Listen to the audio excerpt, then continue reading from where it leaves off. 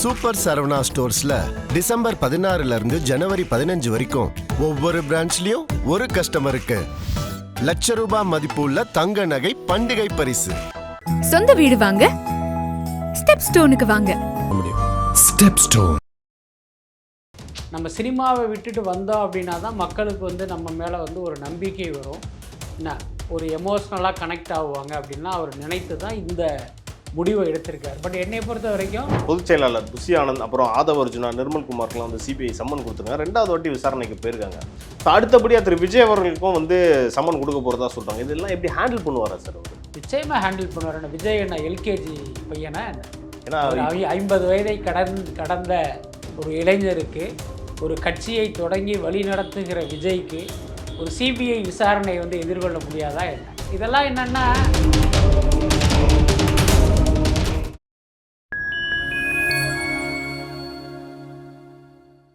Fine time நேயர்களுக்கு வணக்கம். இன்று நம்மோடு இணைந்திருப்பவர் மூத்த பத்திரிகையாளர் திரு பிஸ்மி அவர்கள். வணக்கம் சார். வணக்கம் சார். தவைக்கா தலைவர் திரு விஜய் அவர்கள் வந்து மீண்டும் சினிமாவில் நடிக்க வருவார் அப்படின்ற மாதிரி நடிகை ஒருத்தவங்க பேசியிருக்காங்க. சிந்தியான்றவங்க அனலி படத்தில் நடிச்சிருக்காங்க. உண்மையிலே ஒரு வர வாய்ப்பு இருக்கா சார்? ஏன்னா ஏற்கனவே திட்டமாக சொல்லிட்டாரு, இனிமேல் எனக்கு பாலிடிக்ஸ் தான் லைஃப்ன்ட்டு. இவங்க எப்படி சொல்கிறாங்க, எப்படி பார்க்குறது இது? இல்லை, நீங்கள் சொல்கிறவங்க யாருன்னு எனக்கு தெரியல. பட் ஆனால் எல்லாருமே விஜய் மீண்டும் நடிக்க வரணுன்னு தான் ஆசைப்படுறாங்க. அப்படி ஒருவராக தான் நீங்கள் சொல்கிறவங்களும் இருப்பாங்கன்னு நான் நினைக்கிறேன். பட் அதே நேரம் விஜயை பொறுத்த வரைக்கும் ஜனநாயகன் தான் நம்ம கடைசி படம். சினிமாவிலிருந்து முற்றிலுமாக விலகி நான் அரசியலுக்கு வந்துட்டேன் அப்படின்னு தான் அவர் அறிவித்த ஒன்று. அதனால் இப்போ அவருடைய ஸ்டேட்மெண்ட்டை தான் நம்ம எடுத்துக்க முடியுமே தவிர மற்றவர்களுடைய ஸ்டேட்மெண்ட்டை வந்து நம்ம எடுத்துக்க வேண்டியதில்லை. இப்போ என்னுடைய தனிப்பட்ட கருத்தாக கேட்டிங்க அப்படின்னா, இந்த அரசியலுக்காக விஜய் வந்து சினிமாவை விட்டு போக வேண்டிய அவசியம் இல்லை. விஜயுடைய பாயிண்ட் ஆஃப் வியூ என்ன அப்படின்னா, நம்ம சினிமாவை விட்டுட்டு வந்தோம் அப்படின்னா தான் மக்களுக்கு வந்து நம்ம மேலே வந்து ஒரு நம்பிக்கை வரும், என்ன ஒரு எமோஷ்னலாக கனெக்ட் ஆகுவாங்க அப்படின்னா அவர் நினைத்து தான் இந்த முடிவை எடுத்திருக்கார். பட் என்னை பொறுத்த வரைக்கும் தமிழ்நாட்டு அரசியல்வாதிகள் எந்த அளவுக்கு ஊழல்வாதிகளோ அதற்கு சற்றும் குறைவில்லாத ஒரு கரப்டட் பர்சனாக நம்ம வாக்காளர்களும் மாறிட்டாங்க. திருமங்கலம் இடைத்தேர்தலில் பணம் கொடுத்து ஓட்டு வாங்கினது என்றைக்கு தொடங்குச்சோ அதற்கு பிறகு பார்த்திங்கன்னா அந்த ஓட்டுக்கு பணம் கொடுப்பது வாங்குவது அப்படிங்கிற கலாச்சாரம் மெல்ல வளர்ந்து இன்றைக்கி ஒரு ஓட்டுக்கு 10,000 15,000 20,000ங்கிற மாதிரி அப்படி ஒரு ஏலத்தில் தொகையை ஏற்றுற மாதிரி ஏற்றி இன்றைக்கி வந்து நிறுத்தி வச்சுருக்காங்க. அப்படி இருக்கும்போது மக்களே பணம் வாங்கி கொண்டு வாக்கு செலுத்துகிற அந்த மனநிலைக்கு வந்த பிறகு விஜய் வந்து இப்படி ஒரு முடிவெல்லாம் எடுத்திருக்க வேண்டிய அவசியம் இல்லை அப்படின்னு தான் நான் நினைக்கிறேன். இது என்னுடைய தனிப்பட்ட கருத்து. அதுக்கப்புறம் விஜயினுடைய ரசிகர்கள் அவங்களுடைய எண்ணமும் எதிர்பார்ப்பும் எப்படி இருக்குது அப்படின்னா, விஜய் வந்து தொடர்ந்து நடிக்கணும் அப்படிங்கிறது தான். இன்னொன்று, விஜய் சினிமாவில் நடிப்பதை வைத்து விஜயை திரையில் பார்த்து தான் இன்றைக்கி இவ்வளோ பெரிய கூட்டமே உருவாகி இருக்குது. இப்போ அவர்களுக்கே நீங்கள் ஒரு பர்சனலாக போய் பேசி பார்த்தீங்கன்னா, இல்லைங்க அவர் சினிமா விட்டு போகிறது எங்களுக்கே பிடிக்கலங்க, அவர் மீண்டும் நடிக்கணுங்க அப்படிங்கிற ஒரு எதிர்பார்ப்பையும் ஆசையும் தான் அவங்க வெளிப்படுத்துவாங்க.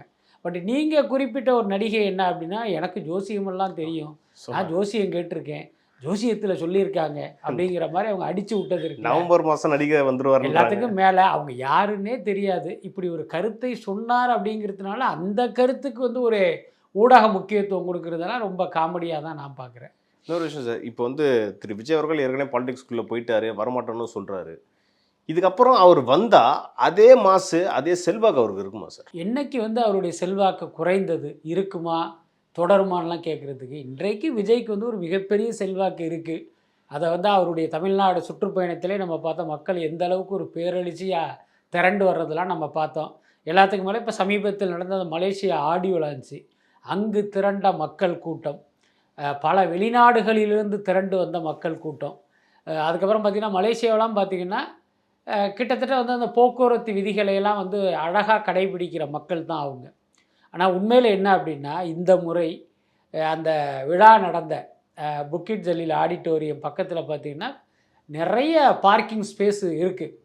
அந்த பார்க்கிங்லாம் பத்தாமல் பார்க்கிங்க்கு இடம் இல்லாமல் என்ன பண்ணாங்க அப்படின்னா, 2 சாலை, வர்ற சாலை போகிற சாலைக்கு நடுவில் வந்து ஒரு சென்ட்ரு மீடியன் இருக்கும்ல, அங்கே பார்த்தீங்கன்னா அந்த சென்ட்ரு மீடியனே 2 கார் நிறுத்துகிற அளவுக்கு அகலமாக இருக்குது. அவ்வளோ ஸ்பேஸ் இருக்குது. ஆமாம், இவங்க என்ன பண்ணிட்டாங்கன்னா அந்த சென்ட்ரு மீடியனில் போய் 2 வரிசையில் காரை நிறுத்தி வச்சுருக்காங்க.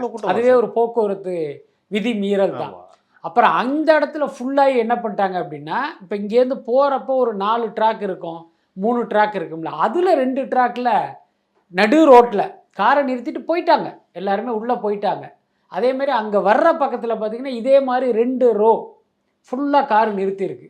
எதுக்கு சொல்கிறேன்னா, வெளிநாட்டிலும் விஜய்க்கு வந்து இவ்வளோ பெரிய செல்வாக்கு இருக்குது. அப்படி இருக்கும்போது அவர் அரசியலுக்கு போய் சினிமாவில் வந்து நடிக்கிறது நிறுத்திட்டு அந்த செல்வாக்கு குறையும் அப்படிங்கிறதே வந்து ஒரு விபரீத கற்பனை தான்.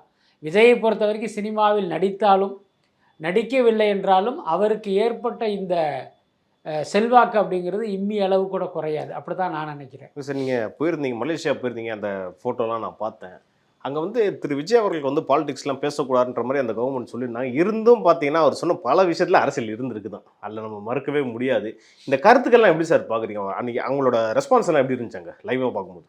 அதாவது மிகப்பெரிய எழுச்சி. விஜயினுடைய ஒவ்வொரு வார்த்தைக்குமே அங்கே வந்து ஒரு மிகப்பெரிய ரெஸ்பான்ஸ் இருந்தது. விஜயனுடைய பேச்சை விடுங்க, இப்போ வேற ஒருத்தர் யாரோ ஒருத்தர் பேசிகிட்டு இருப்பார், என்ன அந்த படக்குழுவை சேர்ந்த ஒருத்தர்.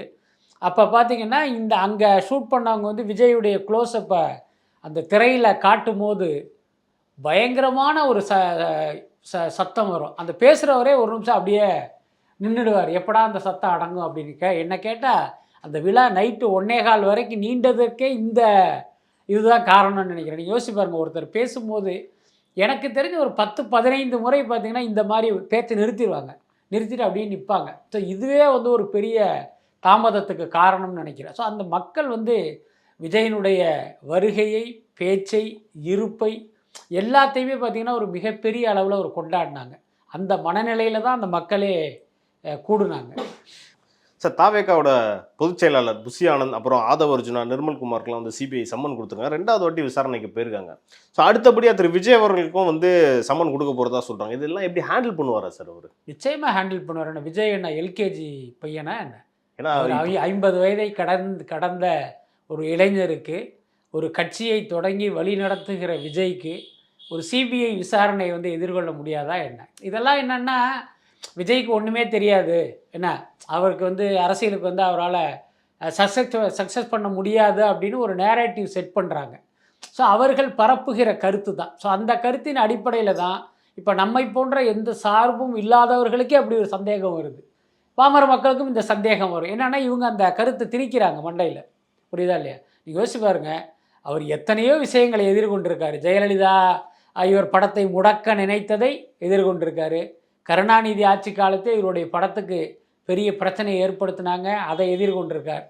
அதை எப்படி எதிர்கொண்டாங்கங்கிறது வேறு விஷயம். நீங்கள் எல்லாத்தையுமே சண்டை போட்டு சாதிக்கணும்னு அவசியம் இல்லை, சாதுரியமாகவும் சாதிக்கலாம்ல. ஸோ அதனால் பார்த்தீங்கன்னா விஜயை பொறுத்த வரைக்கும் அது நிச்சயமாக எதிர்கொண்டுவார். பட் ஆனால் எனக்கு புரியாத ஒரு கேள்வி என்ன அப்படின்னா, சிபிஐ விசாரணை நடக்குது அப்படின்னா சம்பவம் நடந்த இடத்துல ஒரு கேம்ப்பு மாதிரி அல்லது ஒரு தற்காலிக அலுவலகம் அமைச்சு அங்கிருந்து அந்த விசாரணை நடக்கும்.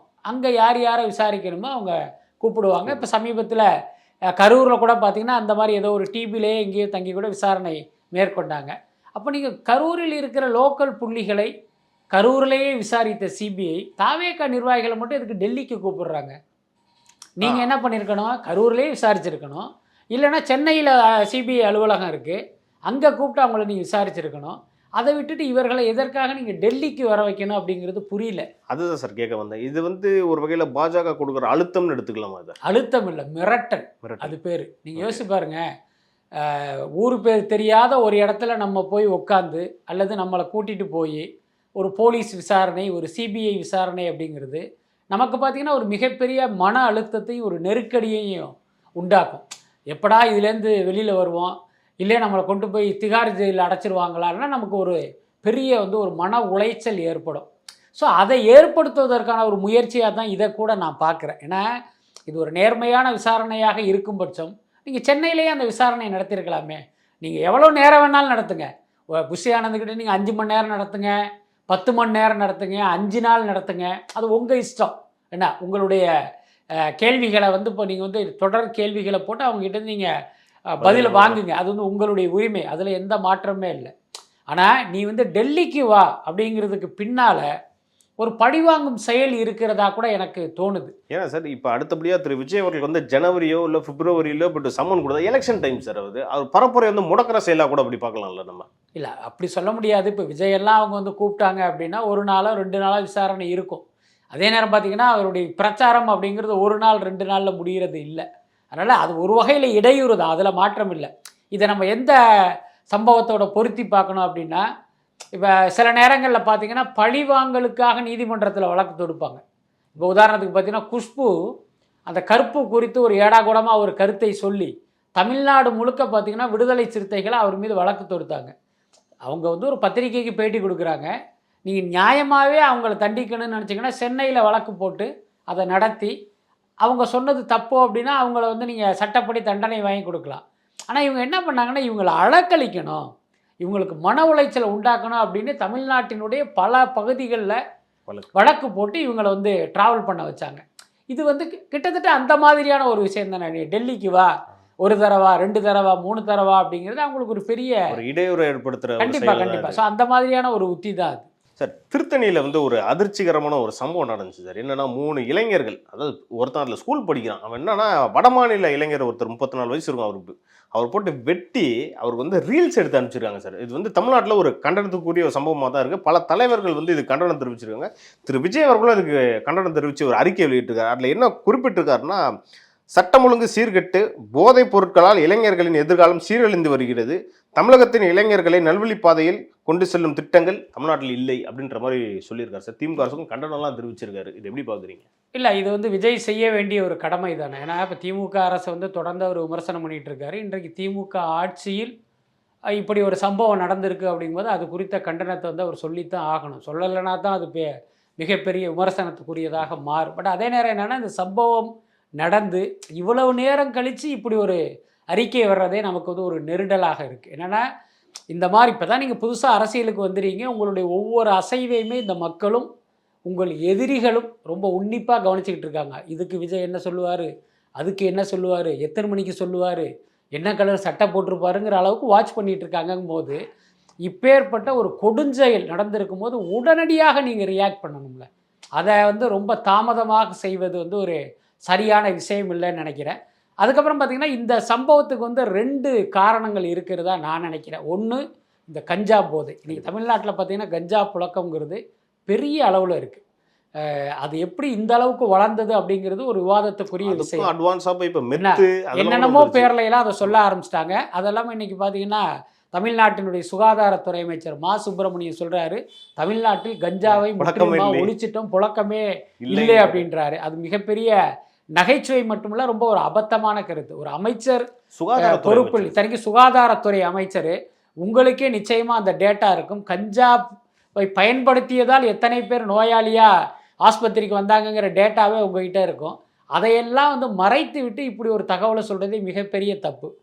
இன்னொரு பக்கம் இந்த தாக்குதலுக்கான காரணம் என்ன அப்படின்னா, அந்த சீமான் பேசுகிற அந்த தமிழ் தேசியம், அதுவும் ரொம்ப முக்கியமானது. என்னென்னா, இந்த சம்பவத்தில் உயிரிழந்தவர் வந்து ஒரு வடமாநில இளைஞர். இப்போ அவரை இங்கு இருப்பவர்கள் கொலை செய்கிற அளவுக்கு அவங்களுக்கு வந்து ஒரு வெறி வந்திருக்கு அப்படின்னா, அது வெறுமனே கஞ்சா போதையினால் மட்டும் இல்லை, சீமான் ஏற்றிய அந்த தமிழ் தேசிய போதையும் ஒரு காரணம்னு நான் நினைக்கிறேன். பிரிவினைவாதம். ஏன்னா அவர் பேசுகிறதே தொடர்ந்து பிரிவினைவாதம் தான். நான் வந்தால் தமிழனை தவிர எவனுமே இங்கே இருக்கக்கூடாது, தமிழ்நாட்டை விட்டு விரட்டிடுவோங்கிற ரேஞ்சில் அவர் பேசுகிறாரு. அதை தொடர்ந்து கேட்குற ஒருத்தனுக்கு என்ன ஆகும் அப்படின்னா, தமிழ்நாட்டை சாராத யாரை பார்த்தாலும் ஒரு பாகிஸ்தானியை பார்க்குற மாதிரியான ஒரு வெறுப்பும் கோபமும் அவனுக்கு வரும்.